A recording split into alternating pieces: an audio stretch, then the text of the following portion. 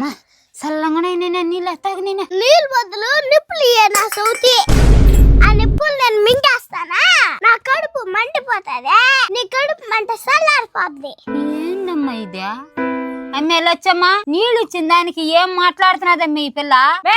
ఏమి నీకు ఎట్టరాదు వల్లా నీళ్ళు పోసుకుందిరా, నీళ్ళు కాయిపోయినాయి. పోసుకుంటావులే బోర్లో నీళ్లు. నీ అమ్మేమన్నా నలుగు పెట్టి స్నానం చేపిస్తదే అరిగిపోయిన సోపు ఎత్తుకొని రుద్ది రుద్ది పోస్తది. మా చేతిలో కలిగి చేస్తాం తల్లి.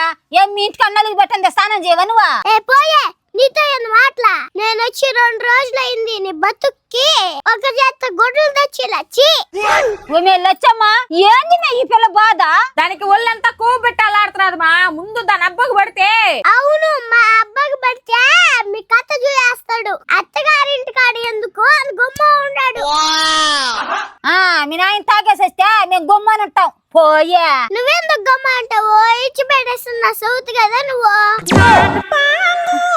ఒకసారి మా నాయనకి పోసి చూడు. నీకు తాటి మట్టలు కట్టే ఊరంతా తిప్పి తిప్పి కొడతాడు. పోయే కస్మాలం పట్టిందానా ఎన్ని మాట్లాడుతుండవే?